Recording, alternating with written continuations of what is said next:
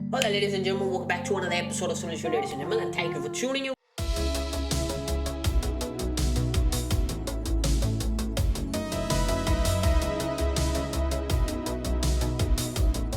Well, on today's episode, we are going to be doing another reaction video, and this is things you will see only in Dubai, ladies and gentlemen. Well, in this video there are going to be a lot of facts from me. Well, take a listen for yourself. Let's get this video started. Only 50 years ago, Dubai was a sparsely populated city with no claim to fame. But when they struck oil in the 1960s, Dubai transformed overnight into the financial centre of Western Asia. Now the city is packed with high rollers and amazing luxuries. Today we're looking at the craziest things you'll only see in Dubai. The Burj Al-Arab is one of the tallest hotels in the world, standing tallest as well as one of the hotels that stays on water, ladies and gentlemen. It's a medical miracle, so it's an engineering marvel and a masterpiece. An incredible 1,053 feet. But the hotel, which cost more than $1 billion to construct, is perhaps most famous for its tennis court sitting a remarkable 650 feet above the ground. In 2005, a grass helipad was converted into a 4,500 square foot tennis court so that Dubai could promote the upcoming Dubai Open tennis tournament. At the time, Roger Federer and Andre Agassi were both in Dubai for the tournament, and they were invited to play a few rounds. Yeah, I know, ladies and gentlemen, there's a helipad on top of the hotel, and they did some crazy stuff with it, ladies and gentlemen. They did a tennis match, they did an F1 burnout, they did a high diving skydive, I'm not sure what that is. They did some amazing crazy stuff, and also they got some Guinness World Records also. At the Burj's tennis court. The friendly match resulted in some now classic photographs of the two world-class athletes at the peak of their careers. For safety, a net was placed around the perimeter of the tennis court. It keeps players from falling off, but it didn't prevent them from losing several balls, which then plummeted to earth. The converted helipad has also been used as a car race track, a boxing ring, and the jumping off point for the highest kitesurfing jump in history. Damn, bro. The Dubai police I know, ladies and gentlemen, the police at the Ff, ladies and gentlemen, and the Dubai is one of the highest and most top-end sports cars they have, ladies and gentlemen. They have the Lamborghinis, they have the Ferraris, GDC for Lusso, which only the female could drive, female police officers could drive. They have the Bugatti Chiron, the Bugatti Sport, and also they have the McLaren 570S or the 670, I'm not sure about the model, and they have some amazing, pretty rare cars, ladies and gentlemen. Obviously, they have the Mercedes-Benz G-Wagon, and they also have the rarest vehicle, the Aston Martin 177, ladies and gentlemen. You'll see it on the video, I'll show you. Almost like celebrities. They have an enormous budget, and they spend their money on outrageous sports cars that would be unfit for any other police department. The 17,500 strong unit was even allegedly training its officers to drive a flying motorcycle. Each S3 2019 hoverbike costs $150,000, though the manufacturer, Hoversoft, offered one for free to entice the police department. They also added a $200,000 McLaren MP4 MP4 12C, 12C with a max speed of 207 miles per hour to the fleet. And complete with flashing lights, it can accelerate from 0 to 62 miles. So that is 0 to 62 miles is 0 to 104 kilometers per hour in 3.1 seconds. That's like this, ladies and gentlemen. Pretty quick. Per hour in 3.1 seconds. Subsequently, the officials announced that they would also add a Ferrari Ff, complete with 4 seats and 4-wheel drive. Okay, the Ferrari Ff, To make things even more exciting, it was announced that the Ff would only be driven by women on the force. Other unbelievable cars in the fleet include an Aston Martin 177, Bugatti Veyron, 2 BMW. Did Bugatti Veyron, ladies and gentlemen, that's $250,000. And also, as of this video going loud, the Bugatti Veyron starts at a price of $2 million on the second-hand market. Second-hand market, ladies and gentlemen. Think about that. i8s and 3 Porsche Panamera SE hybrids. Beyond the fleet, they are introducing some unexpected practices. They stated that their ambition is to have 25% of the force consist of robotic officers by 2030, as well as to operate a smart police station that won't require human employees.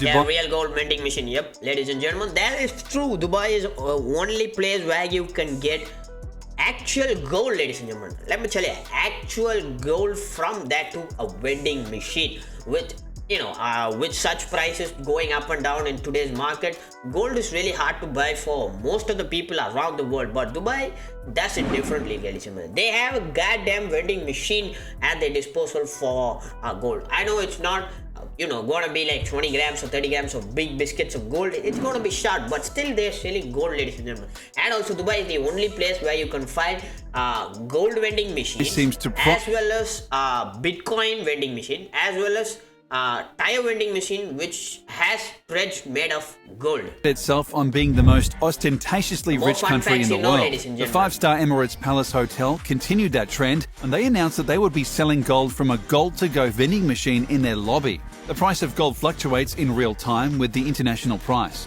The sizes are 2.5 grams, 5 grams, 10 grams and 1 ounce. Interestingly, the machines themselves are coated in 24-karat gold.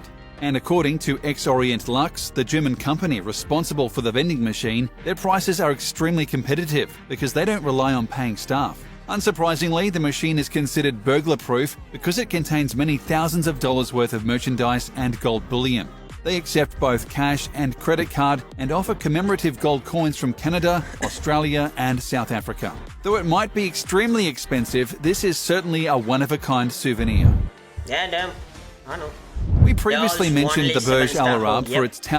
The Burj Al-Arab hotel is one of the most greatest 7-star hotels in the world, ladies and gentlemen. Let me prefix that, because when you arrive and when you have a reservation at the Burj Al-Arab, which probably will cost you half of a kidney, it cost 18 lakh rupees, I think so. At the time of this recording, I think so. 18 lakh rupees, the basic economy class rooms on the Burj Al-Arab, and the presidential suites cost around somewhere in the crores. I'm not sure about the correct rates right of now, but that's what I've heard. And if you have a reservation, whether it's going to be the presidential suite or your economy class, they are going to send a pretty good, white Rolls Royce to your airport to pick you up. So that's pretty good. Tennis court, but it also holds the distinction of the only 7-star hotel on the planet. Located on a man-made island 280 meters off Jumeirah Beach, Burj Al-Arab was opened in 1999 and still dominates the city skyline with its iconic silhouette. Burj Al-Arab offers the ultimate in luxury, featuring a 180-meter tall atrium, a fleet of white Rolls-Royce cars, dancing fountains, and touches of gold leaf everywhere. A single night can cost up to $24,000, meaning that only the highest rollers are allowed through its exclusive doors. Each of the hotel's 202 suites stands 2 floors high and are decorated with elegantly styled furniture and carpet. The beachfront hotel also runs an exotic aquarium with a full team of marine biologists to look after the well-being of the fish and sharks. In case the hotel is too expensive but you still want to visit, they offer 2 acclaimed restaurants. Al Muntaha offers excellent views of Dubai and sits 200 meters above the Persian Gulf, suspended by a full cantilever that is accessed in a panoramic elevator. Al Mahara features a large saltwater aquarium and offers entry via... So, I have seen this on many videos, ladies and gentlemen. One of the YouTube videos is by Mo Vlogs. He actually lives in Dubai, and yes, I think his sister's birthday, he actually got a reservation table at the Al Mahara restaurant, and if you want to see that, go check it out. Mo Vlogs, ladies and gentlemen. I'll put a link to that video down in the description below. You can go check it out, or I'll display it on the screen right now. You can see it. It is Mo Vlogs, so you can go see it there.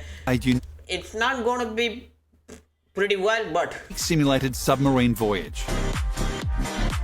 Amphibious cars, ladies and gentlemen. Sheikh Hamdan bin Mohammed Al Maktoum. Yep. Well, what can I say about this man? He is one of the greatest philanthropists in the youngest generation right now, ladies and gentlemen. If you follow him on Instagram, if not, you should, ladies and gentlemen. I'll put his link down in the description below. You can go check it out. He has an exotic variety of exotic pets as well as extinct pets, which it really takes care of, ladies and gentlemen. And also he has some of the craziest pets also. There's a orangutan in his lineup that drives a golf cart as well as a Mercedes-Benz G-Wagon. So he's one of the greatest philanthropists and social activists as of right now, ladies and gentlemen. Is the Crown Prince of Dubai, and he is a seriously lucky individual. The Sheikh was born into money and allegedly has a net worth over $14 billion. The Crown Prince spends much of his time impressing his millions of social media followers with his lavish lifestyle.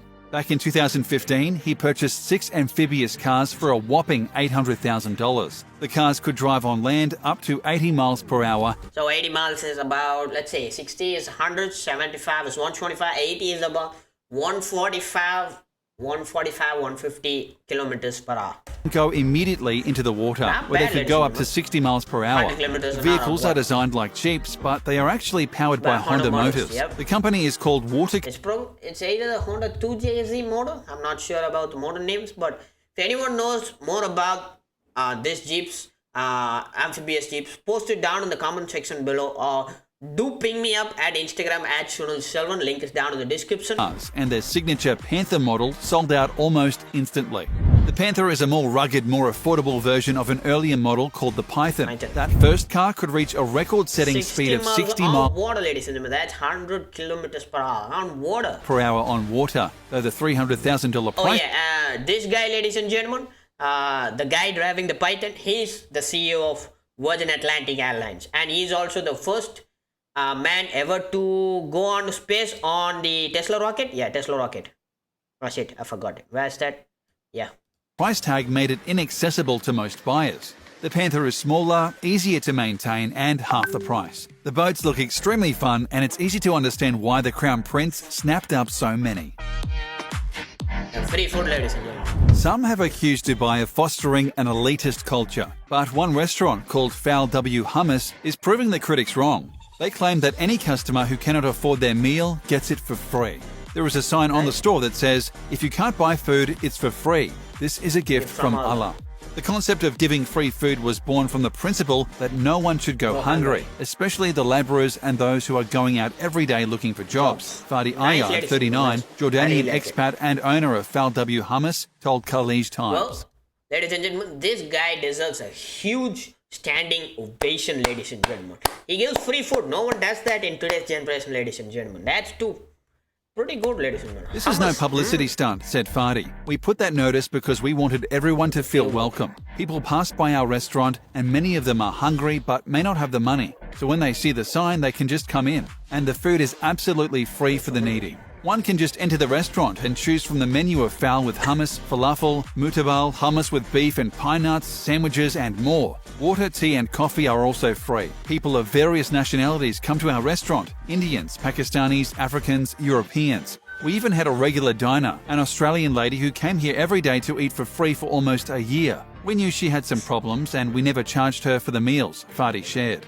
When asked if all this free food was hurting his business, Fadi replied that people were actually inspired by his message and brought more business to his restaurant. This just proves that generosity can be mutually beneficial. Most people don't associate the... Okay, ladies and gentlemen, quick fun fact. You might know Dubai has a lot of sand, obviously, but it has one of the greatest indoor ski stadiums in the world, ladies and gentlemen. And it has won around 5 times till now. I don't know the years of it, but it has won one of the best ski resorts in the world. So that's pretty good. And it's in a mall. Downhill skiing, but that's exactly what you can expect at Ski Dubai. The massive operation offers 22,500 square meters of indoor skiing area for winter sport enthusiasts. It's placed inside the World of the Emirates, one of the largest malls in the world. At its zenith, the resort offers a 280-foot peak. This is nowhere near as large as the Alps or the Rockies, but it's not bad for indoor skiing. In case downhill skiing is too intense, Ski Dubai also offers a 3,000 square meter snow park with toboggan and sled rides. This is perfect for kids and families. And as if this wasn't enough, Ski Dubai also has a full colony of penguins which the public can interact with.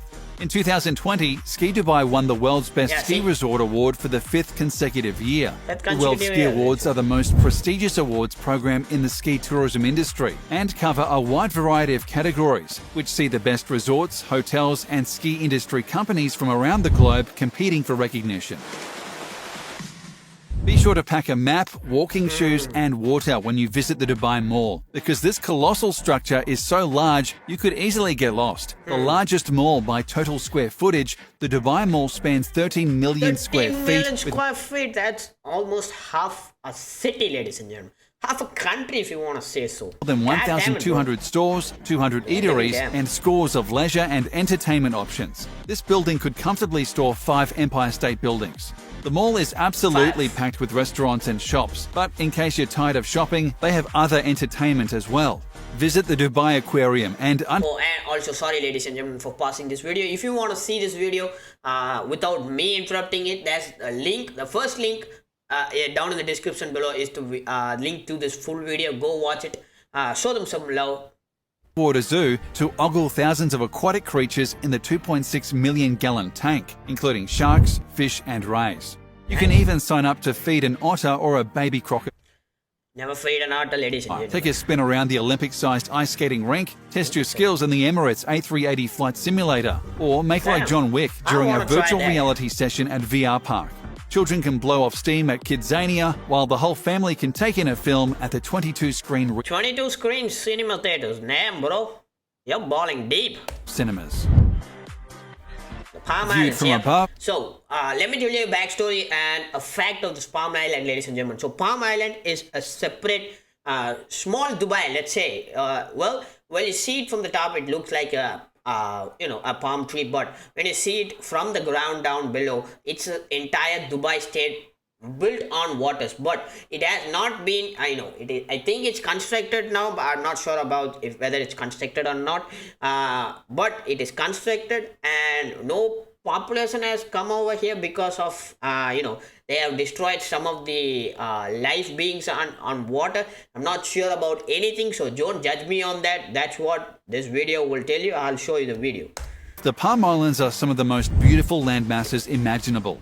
Construction started in 2001 on these iconic man-made islands, just off the coast of Dubai. They are stylized to represent palm trees. Unfortunately, these beautiful landmarks were not a great addition to the natural environment around them. In order to build the islands, native habitats were destroyed, and the surrounding environment was clouded with silt, disrupting animal life even further.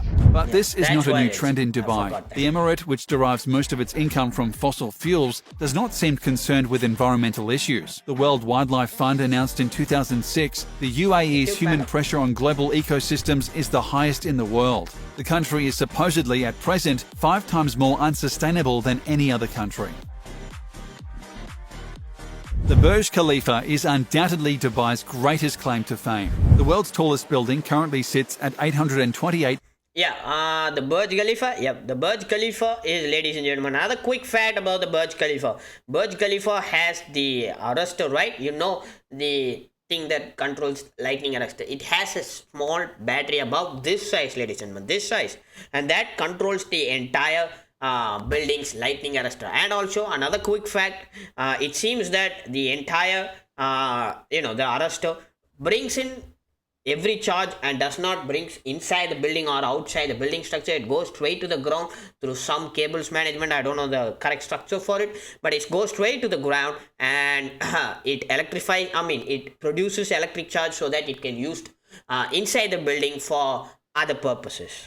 Meters tall. The tower was inaugurated on January 4th, 2010, to coincide with the 4th anniversary of the accession day of Sheikh Mohammed bin Rashid Al Maktoum as the ruler of Dubai. Arguably the world's most prestigious address, Burj Khalifa is responsible for a number of world firsts. The tower became the world's tallest man-made structure, 1,320. And also, ladies and gentlemen, another quick fact, if you want to see more of how they built it, I'll put an entire video. Link is down in the description below. The designer who designed the Burj Khalifa, he will talk about how gravity and how they built the building from ground up. I'll put it down in the description below. You can go watch it. But this entire building doesn't have a proper foundation like like a cement floor or a wooden floor. It is entirely beached inside the sand down below, and gravity and physics does the rest. You'll watch the video and you'll understand, ladies and gentlemen. Click the second link down in the description. 5 days after excavation work started in January 2004. The Burj Khalifa is also the tallest freestanding structure in the world, has the highest number of stories in the world, the highest occupied floor in the world, the highest outdoor observation deck in the world, the elevator with the longest travel distance in the world, and the tallest service elevator in the world. Damn, it's 3 times as tall as the Eiffel Tower and nearly twice as tall as the Empire State Building. Laid end to end, its pieces stretch over a quarter of the way around the world. This building is truly the epitome of opulence and wealth, with a price tag over $1.5 billion just for the... That's just for the construction, ladies and gentlemen. That does not involve the other things that are associated with it, whether it be glass, service, maintenance, workers, and all the furnitures, the expensive gold stuff. initial construction. Yes, ladies and gentlemen, that's all for today's video. Let me tell you something. Let me minimize this thing. So, ladies and gentlemen, if you have the chance to visit Dubai, will you do it, and what all places will you visit? Post it down in the comment section below. And that's all for today's video. I'll see you on the next episode of Sunil Show, ladies and gentlemen. Until then, it's your boy Sunil signing off. Peace.